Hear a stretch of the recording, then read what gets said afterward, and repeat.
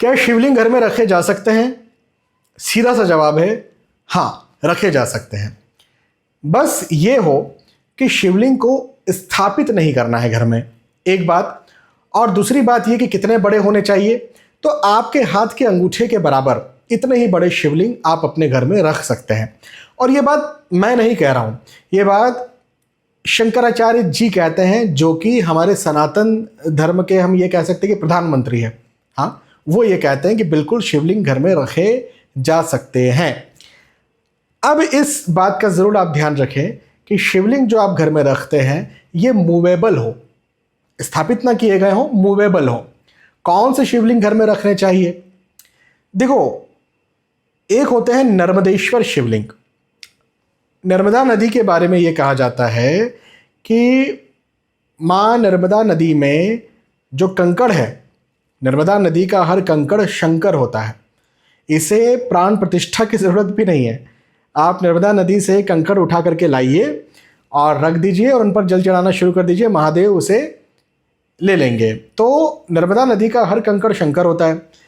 इस पर भी जब नर्मदा नदी से निकाले हुए पत्थर को शिवलिंग की एक ख़ास आकृति दी जाती है और उसमें बिल्कुल लिंग बनाया जाता है, तो ये तो और बेहतर हो गया, और अच्छा हो गया।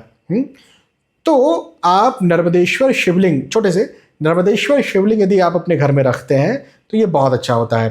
तो क्या दूसरे शिवलिंग नहीं रखे जा सकते? बिल्कुल रखे जा सकते हैं।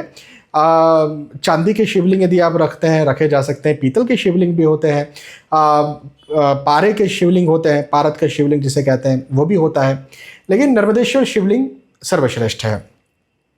अब जो लोग ये कहते हैं कि भाई शिवलिंग घर में नहीं रखना चाहिए, मेरा सीधा सा उनसे सवाल है, यदि आप ये कह रहे हैं कि शिवलिंग घर में नहीं रखना चाहिए, तो मतलब आप महादेव के बारे में बहुत कुछ जानते हैं। बहुत कुछ जानते हैं तो आप ज्योतिर्लिंग तो गए होंगे। ज्योतिर्लिंग हमारे भारत में 12 ज्योतिर्लिंग है, 12 मुख्य मंदिर है महादेव के।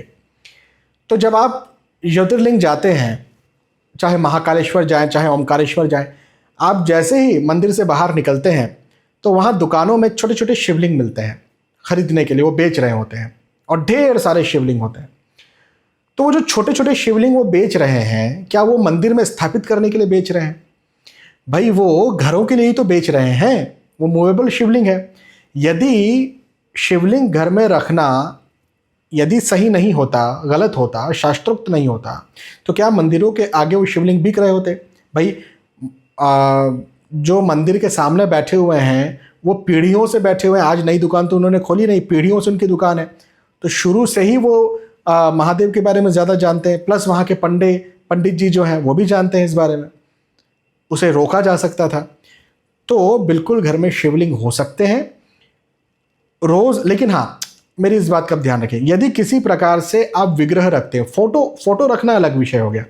यदि आप विग्रह रखते हैं, हाँ, यदि आप उनकी जैसे आप शिवलिंग रख रहे हैं, आप बाल मुकुंद जी का जो है वो बाल मुकुंद जी को रख रहे हैं, स्टैच्यू रख रहे हैं, जो भी आप विग्रह रख रहे हैं, उन्हें आप बाकायदा भोग लगाएं, बाकायदा उन्हें रोज़ नहलाएं और उनकी जो विधि होती है उस आधार पर करें। देखो, हर किसी की अलग अलग विधि होती है। बाल मुकुंद जी की अलग विधि होती है, वो छोटे से बच्चे हैं, वो खुद कुछ नहीं कर सकते, उनकी अलग विधि है। महादेव की अपनी अलग विधि है।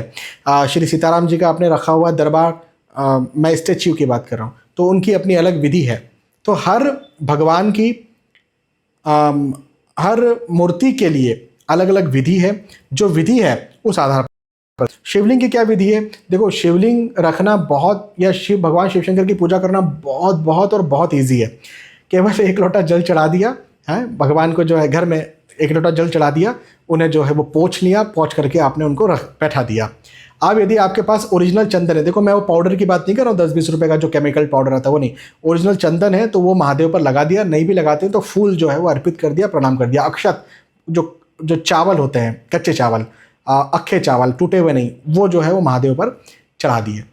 सिंपल सा, इतना सा है। इसके अलावा और यदि आप पूजन अर्चन कुछ करना चाहते हैं तो फिर तो शुद्ध घी, देखो गाय के दूध से बना हुआ घी है तो बहुत अच्छी बात, भैंस के दूध से बना हुआ घी है तो वो भी चलेगा, लेकिन पैकेट वाले दूध से बना हुआ घी नहीं होना चाहिए। तो शुद्ध घी हो और दही हो, वो भी फिर शुद्ध दही, हाँ, गाय या भैंस के दूध से बना हुआ। उसके बाद में जो है वो हनी, शहद हो, शुद्ध शहद, ये भी आपको चढ़ाना चाहिए।